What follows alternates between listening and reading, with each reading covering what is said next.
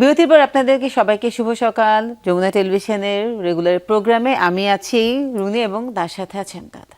এবং আমাদের প্রোগ্রাম আপনারা জানেন, আমাদের অনুষ্ঠানে আমরা বিভিন্ন সময়ে বিভিন্ন অতিথিকে আমন্ত্রণ জানাই এবং আমরা যেটা বললাম যে আজকে বিশ্ব সুখ দিবস। সুখের সাথে আসলে অনেক কিছু জড়িত। আমাদের সাথে যে দুজন অতিথি আছেন, যদি আমরা শিক্ষা বিষয় নিয়ে মূলত আসলে কথা বলবো, আমাদের সাথে দুজন অতিথি আছেন, পরিচয় করিয়ে দিই। তারা দুজনই ব্রিটিশ কাউন্সিলকে প্রতিনিধিত্ব করছেন। জাকিয়া শারমিন, তিনি সিনিয়র প্রোগ্রাম ম্যানেজার এডুকেশন, এবং ব্রিটিশ কাউন্সিলের সালভাদর লোপেজ, যিনি আঞ্চলিক পরিচালক এডুকেশন ব্রিটিশ কাউন্সিল। আপনাদের দুজনকেই ওয়েলকাম টু দ্য শো সকালের বাংলাদেশ। অ্যান্ড আমি বাংলায় কথা বলবো সালভাদরের সাথে ইংরেজিতে। তো এই জায়গাটাতে good morning Salvador, and we are happy to have you here in this show. How are you? কেমন আছেন আপা? জি, ভালো আছি। আমি বাংলাতেই বলি, ভালো আছি। Thank you so much for having us here. So how are you? Yeah, ধন্যবাদ. We're very shuki to be here. Today is the day to be shuki. Oh, yes. Okay, so you got that point. Yeah, I did. You got the point. Yeah, just in most of the cases we ask to the question, how do they start the day? And to Salvador, I was looking your short bio there. You have passion for sports. I do, yes. Yeah. Do you have anything morning routine related to fitness or mental well-being in the morning? Loads. I always start my day running. That's my main sport. How many kilo? Between 5 to 10, depending on the day. Timing? 30 to 45 minutes. It's moderate. Yeah. Moderate, yeah. Or cycling. I also love cycling. Sometimes a bit of swimming. Great. Wow. Yes. জাকিয়াপা, আপনি আপনার দিন কিভাবে শুরু করেন? আমার দিন তো শুরু হয় আমার ছেলেকে দিয়ে, বিকজ তার স্কুল থাকে, সো স্কুলে ড্রপ করে দেন আমরা অফিসে যাই। আমার অফিস তো ব্রিটিশ কাউন্সিল ফুলার রোডে, ঢাকা ইউনিভার্সিটি, খুব সুন্দর একটা লোকেশনে। সো আমরা ওখানে যাই। তো আমাদের দিনটা আসলে ওভাবে স্পোর্টস দিয়ে শুরু হয় না, বাট আমরা যেটা হয় যে আমাদের বাচ্চাকে স্কুলে দেই, দেন চলে যাই। ওটা অলমোস্ট একটা রানিং এর মতনই বিষয়, ঢাকার ট্রাফিক এবং সবকিছু মিলিয়ে। যদি আসলে একটু আপনার আমাদেরকে বলেন, আপনার যে রিসার্চটা করেছেন আসলে আপনাদের এবার প্রজেক্টটা কি ছিল, কিসের উপর রিসার্চটা করা হয়েছে? আমাদের রিসার্চটা যেটা হয়েছিল সেটা টোটালি ট্রান্সন্যাশনাল এডুকেশনের উপর, এবং এই মোমেন্টে বাংলাদেশের ট্রান্সন্যাশনাল এডুকেশনের ল্যান্ডস্কেপটা কি আছে সেটার উপর আমরা একটা রিসার্চ করেছি। এবং আমরা সোফার যখন ট্রান্সন্যাশনাল এডুকেশন নিয়ে কাজ শুরু করি, আমরা তখন কোনো এভিডেন্স পাচ্ছিলাম না। সো তখন আমাদের মনে হয়েছিল যে এই মোমেন্টে আমাদের খুব দরকার যে আসলে এই কনটেক্সটটা কি বাংলাদেশে সেটা জানার জন্য। এবং তারপরে হচ্ছে গিয়ে এই রিসার্চটা তখন করা, যে আমরা যেন আরও বেশি এভিডেন্স পাই এবং কি আছে, কি সুযোগ আছে কাজ করার, কিংবা চ্যালেঞ্জগুলো কি সেগুলো যেন আমরা দেখতে পাই, সেটার জন্য রিসার্চটা করা হয়েছিল। জাকিয়া, ট্রান্সন্যাশনাল এডুকেশন নিয়ে আমরা কথা বলবো সালভাদরের সাথে। তার আগে ট্রান্সন্যাশনাল এডুকেশনটা কি, আপনি যদি একটু বাংলাতে সুন্দর করে বুঝিয়ে বলেন আমাকে। নিশ্চয়ই। ট্রান্সন্যাশনাল এডুকেশন খুব সহজ ভাষায় বলতে গেলে যে বাংলাদেশে বসে কোনো স্টুডেন্ট বাইরের কোনো ডিগ্রি সে নিতে পারবে। অর্থাৎ আমি যদি স্টুডেন্ট হই, আমি এখান থেকে কোনো বাইরের কোনো ইউনিভার্সিটিতে অ্যাডমিটেড হব এবং সেখান থেকে আমি একটা ডিগ্রি পাবো। সো আমাকে দেশ ছেড়ে যেতে হবে না, সো আমি এখানে বসে একটা ডিগ্রি পাচ্ছি। সিম্পল ভাষায় হচ্ছে ট্রান্সন্যাশনাল এডুকেশন এটাই। So what are the opportunities do you think we have in this sector, the transnational education? In Bangladesh? In Bangladesh. I think they're huge. Okay. Today, there is a 23% enrollment in higher education from kids that leave higher secondary education and then go to higher education. 23% enrollment. That's very low for any country around the world. So there's a massive amount of students that would like to access higher education. So transnational education is precisely one of the options that then could open up spaces for them to go and study. Can you give us an example if I compare it with any moderate country who have good ratio in transnational education? It could be India, Sri Lanka, or any neighboring country. Well, in South Asia, Sri Lanka is the country that has grown more than any other countries, right? So it's the most consolidated one. Today, there are about 55,000 students every year studying transnational education degrees. In India, about 15,000, Pakistan, about 14,000, Nepal, about 12,000. Today in Bangladesh, there's only 2,000. So the comparison is quite drastic, right? The gap is quite big. But Sri Lanka, which started this decades ago, now has consolidated 55,000 is 1/3 of all the students that go to university. 1/3 goes to transnational education. So that is the potential that Bangladesh could have. এই পোটেনশিয়ালের এই জায়গাটাতে জাকিয়া আপনি কি একটু বলবেন যে কেন বাংলাদেশের এই জায়গাটা 2,000 থেকে 20,000, 55,000, 50,000-এ যাওয়াটা দরকার, কেন দরকার? আমাদের তো লোকাল ইউনিভার্সিটিজ আছে। হ্যাঁ, অনেকগুলো কারণ আছে। একটা হচ্ছে গিয়ে প্রথম যেটা আসে আমার কাছে মনে হয় যে অ্যাক্সেসিবিলিটি আর অ্যাফোর্ডেবিলিটির একটা ব্যাপার, এবং সাপোজ যদি কোনো স্টুডেন্ট বাইরে গিয়ে ডিগ্রিটা নিতে চায়, ইটস অ্যান এক্সপেন্সিভ টোটাল একটা ফ্যাক্ট, এবং এই ট্রান্সনাশনাল এডুকেশন কিন্তু একটা বাজেট ফ্রেন্ডলি হবে, এবং সেক্ষেত্রে খুব ইজিলি সে হচ্ছে এটার একটা ইন্টারন্যাশনাল একটা ডিগ্রির একটা গ্লোবালি রিকগনাইজড একটা ডিগ্রির অ্যাক্সেস সে পাবে। এটা একটা যেমন আছে। দেন একটা বড় অংশ হচ্ছে আমি বলবো যে আমাদের দেশের অনেক মেয়েরা, এবং আমার পার্সোনাল এক্সপিরিয়েন্স থেকেও যদি বলি, আমি যখন আমার গ্র্যাজুয়েশনের দিকে যাব আমার কিন্তু ইচ্ছা ছিল বাইরে যাওয়ার, কিন্তু আমার বাবা মা বলেছে না এখানেই পড়ো। আই এম কোয়াইট শিওর যে এটা অনেক কমন একটা জিনিস, যদিও অনেকে যাচ্ছে বাট অনেকে এটা অনেক কমন। সো সেক্ষেত্রে যদি আমার ইচ্ছা হয় যে আমি একটা বাইরের ডিগ্রি নিব, ট্রান্সন্যাশনাল এডুকেশন থাকলে কিন্তু ইটস ভেরি ইজি হয়ে যায়। সো ওটা অনেকটা স্কোপ ক্রিয়েট করে অনেক বড় একটা গ্রুপের জন্য। দেন হচ্ছে গিয়ে কোলাবোরেশনের একটা ব্যাপার, যে বাংলাদেশের ইউনিভার্সিটিগুলোর সাথে বাইরের ইউনিভার্সিটিগুলোর একটা কোলাবোরেশন হয়, এটা একাডেমিক হোক ইনস্টিটিউশনাল হোক, এই কোলাবোরেশনটা ক্রিয়েট হয়। এবং এখন তো হচ্ছে কোভিডের পর আমরা অনেক বেশি হাইব্রিড মোডে কাজ করি, অনেক বেশি অনলাইন মোডে কাজ করি, এবং ট্রান্সন্যাশনাল এডুকেশনের সালভাডর যেটা বললো যে বাংলাদেশের জন্য খুব কম 2000-এর মতো স্টুডেন্ট যারা ইউকে ট্রান্সন্যাশনাল এডুকেশনের সাথে অন্তর্ভুক্ত আছে, সেটাও কিন্তু অনেকটা, এবং এর মধ্যে 87% স্টুডেন্ট হচ্ছে গিয়ে অনলাইন মোডে কাজ মানে তাদের এডুকেশনটা নিচ্ছে। সো ও ক্ষেত্রেও হচ্ছে একটা বড় স্কোপ ক্রিয়েট হয় যে হাইব্রিড মোডের একটা এডুকেশন নেওয়ার জন্য। So this is pretty fascinating because you don't need to leave your country. You have all the luxury and support system within the country, and then you are just taking your education abroad online. But there are few problems and challenges, because I know one of my colleagues, he did his PhD online, and now the credibility is at stake, because people are thinking that, okay, whether it's more credible or not, because education is not just the knowledge, it's also the experience. So how can we solve this kind of problem or challenge? Yeah, of course. or just, is it a challenge in Bangladesh market? Like The it is not the PhD conceptualize. degree only, the undergrad, the master's program. Every degree, indeed. I think it is a challenge everywhere, because of obviously, there are certain regulations that allow you to have a degree in your own country, and that is what is recognized in that country. And this happens across the world. So there are two things to this question.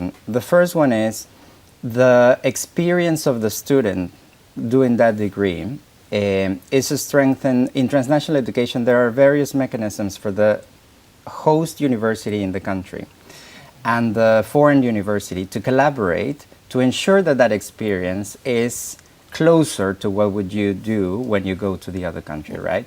So for example, you fly in teachers, you fly in researchers, you get the students to go into the other institution for a period of time. You work on the curricula that is very similar, and you co-design courses that will give you the same feel that when you're in the other country. So that's one part. The other one has to do with regulation. So in Bangladesh today, there is a whole process that you need to do to get that degree that you got from a foreign institution validated here in Bangladesh. So that's one of the key things that we think from the British Council, especially from the research report that we did, is one of the things that the Bangladesh government can work on to ensure that there is a much smoother process to ensure that that equivalency is there. Oh, I think that's pretty good, but we'll discuss on those points as well. Yes, and especially on the research paper you have published. We'll discuss on this. Before this, we would like to take a short break. এরই সাথে জাকিয়া আপনাকেও জানিয়ে রাখি, আমি এই মুহূর্তে একটা news দেখছি যে আমেরিকাতে প্রেসিডেন্ট মিস্টার ডোনাল্ড ট্রাম্প তিনি একটা এক্সিকিউটিভ অর্ডার দিয়ে আমেরিকাতে ডিপার্টমেন্ট অফ এডুকেশন এটাকে বন্ধ করে দিয়েছেন। এরকম একটা জায়গাতে আমরা যখন কথা বলছি যে কিছুক্ষণ আগে এটা দেখা যাচ্ছে যে এটা 1.5 ঘন্টার আগের খবর হচ্ছে যে ওরা বলছে যে 1.5 ঘন্টা আগে বাংলাদেশ 5:51 এইটা আসলে বন্ধ করে দিয়েছেন। মানে এক্সিকিউটিভ অর্ডার দিয়ে he shut down the educational department. You don't need to learn মানে Trump to sign order Thursday aimed at eliminating education department. So you can speak English, so you are done. So you don't need more further education. We understand. আমরা শিক্ষা নিয়ে British council এই স্পেসে কি করে আমাদের সাথে কাজ করতে পারে, কি তারা চিন্তা করছে, তাদের যেহেতু গ্লোবাল এক্সপোজার আছে, ওই অভিজ্ঞতাগুলো কিভাবে আমরা কাজে লাগাতে পারি, এগুলো নিয়ে আমরা কথা বলবো তার আগে একটা বিরতি থেকে ফিরে এসে। ফিরছে এক্ষুনি, সাথেই থাকুন।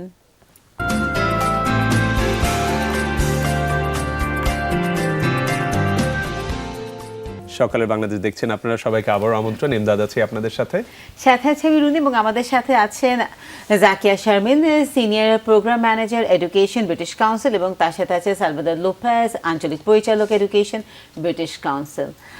So we are discussing about very difficult and crucial topics, and the news just came in. It threatens the future of education in America, so we are all set. We don't need to bother on that. আচ্ছা, যদি জাকি আপনার কাছে প্রশ্ন করি যে আসলে যদি আমরা ব্রিটিশ কাউন্সিলের যে প্রোগ্রাম সম্পর্কে, তো আমরা জানি যে সবসময় তারা এ লেভেলস, ও লেভেলস এই বিষয়টাই কিন্তু প্রথমে মাথায় আসে, যে সেই পরীক্ষাগুলো তারা অ্যারেঞ্জ করে। আচ্ছা, ব্রিটিশ কাউন্সিল বাংলাদেশে কিভাবে কাজ করে? আসলে এটা খুবই সত্য যে আমরা যখন শুনি তখন সবাই মনে করে ব্রিটিশ কাউন্সিল দুটো জিনিস নিয়ে ব্রিটিশ কাউন্সিলকে চিনে, একটা হচ্ছে আইএলটিএস এর যে এক্সাম সেগুলো, আর একটা হচ্ছে ব্রিটিশ কাউন্সিলের লাইব্রেরি। যখন অনেক পুরাতন যারা আছে, যারা কিনা সিনিয়র আছে, তো তারা যখন আসে তখন তারা প্রায় বলে যে ব্রিটিশ কাউন্সিল লাইব্রেরি, বাট আসলে ব্রিটিশ কাউন্সিল কিন্তু অনেকগুলো সেক্টরে কাজ করে। আমি আইএলটিএস এর দিকটায় না যাই, ওটা আমাদের এক্সাম টিমের, ওটা তো সবসময় সবাই জানেই, বাট আমাদের কালচারাল এনগেজমেন্ট একটা টোটাল একটা টিম আছে, একটা গ্রুপ আছে, এবং ওখানে আমরা হচ্ছে বিভিন্ন সেক্টরে কাজ করি, এবং এখানে ইংলিশ এন্ড এডুকেশন একটা, দেন আর্টস সেক্টরে কাজ করা হয়, আর এডুকেশন সেক্টরে কাজ করা হয়। আমি যেমন এডুকেশন সেক্টরে কাজ করি, এবং এডুকেশনের ক্ষেত্রে আমরা এডুকেশন বেসিক্যালি হায়ার এডুকেশনটাকে ফোকাস করে কাজ হয়, আর একটা সাইড হচ্ছে নন ফর্মাল এডুকেশন। হায়ার এডুকেশনকে যদি ফোকাস করি, দেন আমরা হচ্ছে দুটো ভাগে এখানে কাজ হয়। একটা হচ্ছে আমাদের আমরা বলি হায়ার এডুকেশন মোবিলিটি এবং স্কলারশিপ, এই কাজগুলো হয়, কারণ ইউকে বেজ অনেকগুলো স্কলারশিপ আছে বাংলাদেশের যারা স্টুডেন্ট তারা ওখানে অ্যাপ্লাই করতে পারে, যেমন great scholarship, Commonwealth scholarship, women in stem scholarship, এগুলো হচ্ছে আমাদের যে টিমটা, এডুকেশন টিমটা, সেখান থেকে আমরা এটা অ্যাডমিনিস্টার করি। আর এছাড়া মোবিলিটিতে আরও যেটা হয়, যেটা কিনা এজেন্টস বাট কাউন্সিলের সাথে আমরা সরাসরি কাজ করি, যাতে স্টুডেন্ট রিক্রুটমেন্টটা টু ইউকে এটা যেন কোয়ালিটি রিক্রুটমেন্ট হয়, কারণ ইউকে কিন্তু বলে যে আমরা স্টুডেন্ট আসুক, we don't have any problem, but we need quality student, real student যারা কিনা আসলে পড়াশোনা করবে। সো ওটার ক্ষেত্রে আমরা একটা অ্যাডভোকেসির কাজটা এজেন্ট এবং কাউন্সিলের সাথে করি। আরেকটা বড় পার্ট হচ্ছে আমাদের যেটা আমরা বেসিক্যালি গভর্নমেন্টের সাথে মোস্টলি কাজ করি, প্লাস পাবলিক প্রাইভেট ইউনিভার্সিটিগুলোর সাথে কাজ করি। এটার কাজগুলো হয়, একটা বড় অংশ হচ্ছে ক্যাপাসিটি ডেভেলপমেন্ট। আমাদের যে ফ্যাকাল্টি মেম্বার্সগুলো যারা আছে তাদেরকে আমরা ক্যাপাসিটি ডেভেলপমেন্টের জন্য আমাদের একটা ফ্ল্যাগশিপ প্রোগ্রাম হচ্ছে টিচিং এক্সিলেন্স প্রোগ্রাম। সেখানে হচ্ছে গিয়ে IQSC institutional quality assurance sell আছে বিভিন্ন পাবলিক এবং প্রাইভেট ইউনিভার্সিটিতে, সেখানে যে ডিরেক্টর এবং অ্যাডিশনাল ডিরেক্টর তাদের ক্যাপাসিটি ডেভেলপমেন্টের জন্য আমরা ট্রেনিং দিয়ে থাকি। এবং এটার জন্য ব্রিটিশ কাউন্সিল ইউকের বিভিন্ন পার্টনার অর্গানাইজেশনের সাথে কিন্তু কাজ করে। সেই সাথে সাথে রিসার্চ কানেক্টস আমাদের একটা অনলাইন প্রোগ্রাম, যেটা কিনা রিসার্চ বেস যে কমিউনিকেশনগুলো সেগুলো প্রমোট করার জন্য, সেগুলো জানানোর জন্য আর্লি রিসার্চার যারা তাদেরকে আমরা ট্রেনিং দিই। আর নতুন এবার একটা আমাদের এই বছর আমরা একটা কাজ ধরেছি, সেটা হচ্ছে লিডারশিপ ট্রেনিং ডেভেলপমেন্ট, এবং ওটার কাজ আমরা শুরু করেছি, এবং ওটার কন্টেন্ট ডেভেলপমেন্টের কাজ চলছে। এবং যারা সিনিয়র ফ্যাকাল্টি মেম্বার্স আছে, অ্যাসোসিয়েট প্রফেসর, তাদেরকে টার্গেট করে আমরা একটা কন্টেন্ট ডেভেলপ করছি, যাতে ফিউচারে যখন তারা লিডারশিপ রোলে যাবে, যেমন তারা যখন ভিসি হবে, ভিসি হবে, ডিন হবে বা ডিপার্টমেন্ট হেড হবে, তাদের কোন স্কিলগুলো ডেভেলপমেন্টের দরকার সেগুলোর উপর আমরা কন্টেন্টের কাজ করছি। তো এছাড়াও আরও অনেকগুলো কাজ আছে, যেমন টিএনই যেটা ট্রান্সন্যাশনাল এডুকেশন, এটা একটা আমাদের বড় পার্ট। ইন্টারন্যাশনালাইজেশনের জন্য আমরা অনেকগুলো কাজ করি। টিএনই রিসার্চটা আমাদের বাংলাদেশের জন্য আমরা এটা শুরু করেছি, যেটা বললাম, যখন আমরা স্টার্ট করতে যাচ্ছিলাম আমরা এভিডেন্স পাচ্ছিলাম না, সো ওটা একটা বড় স্টার্ট ছিল আমাদের। এবং এখন হচ্ছে আমরা বিভিন্ন অ্যাডভোকেসি লেভেলে কাজ করছি। আমরা এই বছর টিএনই গ্র্যান্ট দিয়েছি 5টা, এবং এখানে ইউকে ইউনিভার্সিটির সাথে পার্টনারশিপ করেছে বাংলাদেশের বিভিন্ন ইউনিভার্সিটি। আমরা বিভিন্ন অ্যাপ্লিকেশন পেয়েছি, তার মধ্যে 5টা গ্র্যান্টকে আমরা গ্র্যান্ট দিচ্ছি, 5টা অ্যাপ্লিকেশনকে আমরা গ্র্যান্ট দিচ্ছি এবং বিভিন্ন ইউনিভার্সিটি আছে, বুয়েট আছে, ঢাকা ইউনিভার্সিটি আছে, AIUB আছে, আর ইউকের দিক থেকে আছে কিল ইউনিভার্সিটি আছে, লিভারপুল জন হোপস ইউনিভার্সিটি আছে, বার্মিংহাম সিটি ইউনিভার্সিটি আছে, ইউনিভার্সিটি লন্ডন আছে, এরকম অনেক ইউনিভার্সিটি আছে। সো এরকম মোটামুটি এইচই সেক্টরে অনেক কাজ হয় আমাদের, এবং ওভারঅল এই তো বাংলাদেশ থেকে এইটাই বলতে গেলে। না, অসাধারণ। এই জায়গা থেকে if I come to Salvador, since she was discussing the contribution in British Council and UK education system in Bangladesh, so my question to you would be, what about the British university in Bangladesh, like their local campuses? Like I have seen many British university are in Sri Lanka, and India's government has opened the this rule to open the campus in India. Yeah. So what are you thinking in these, and how British Council can help us to assist in this space with Bangladesh government and the policies? I mean, well, the first thing to say is Sri Lanka has about 54 UK institutions doing something in terms of degrees in Sri Lanka. None of them have a branch campus. All of them work in collaboration with local partners. Okay. So you can see the logos everywhere you walk in the street. You get on a tuk and you see University of da-da-da-da, right? In India, that's a different story. They just open and they want branch campuses, and there are more than a dozen applications already from UK universities. They want to go in and invest. In Bangladesh, it's a different market. We were talking before about the numbers. It's not a mature market just yet. And currently the regulations for doing any type of TNE are not necessarily there yet. Currently there is a regulation for setting up a branch campus or a study center. That is very clear, and it's there. However, for the other type of partnerships, as I was saying, that's the majority of things that happens in TNE globally, certainly in Sri Lanka, there is no regulation. So it's a lot of uncertainty for UK universities to come into Bangladesh. They set up a partnership with a local institution, and then they don't know how to go about it. Yeah, what's the future? Where is the future? And obviously there is investment needed from the UK side. So in the lack of certainty, there is not an appetite to actually engage in it. It is. If you can recall what Rooney was asking in the beginning, the employer of the local market, do they appreciate? I do not know whether they trust it or not. They don't appreciate. I think it's a better phrasing. Do they appreciate? And to bridging the gap, what should we do, or being the partner, how British Council can help in the policy level, strategic level? So this is one of the key things that we have researched quite a lot. We just ran a report in 21 countries. And we looked at different case studies from transnational education partnerships. And the key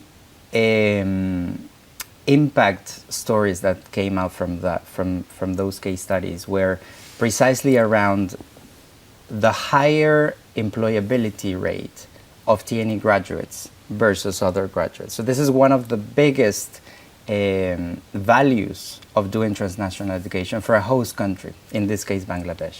We would, and I'll tell you why. Again, I was mentioning what happens in between a partnership, right? So you co-design a curriculum that works for the local market. So you need to be very agile, something that universities may not be at the moment. But once you engage internationally, you need to come up together, engage industry, engage employers, and then design something that works for the market. In terms of your second part of the question, what could British Council do? We are currently working already with the University Grants Commission. I think Sakia was mentioning a few of the programs that we're already doing with the Bangladesh Accreditation Council, and we're training quite a lot of people across universities in the quality assurance cells. So we are already identifying where are the gaps, but suffice to say this is just the start of the road, and it's a long road. So, but we're very interested in supporting. আমি জাকিয়াকে just last প্রশ্নটা করতে চাই, সেটা হচ্ছে already যে 2000 enrolment হয়ে থাকে, তার মানে হচ্ছে যে টিএনইর আসলে স্কোপস আছে। তো আমরা যতই গ্রাউন্ড লেভেলে কাজ করি না কেন, কিন্তু স্টুডেন্টরা যদি না জানে তাহলে আসলে তো এনরোলমেন্টটা হবে না।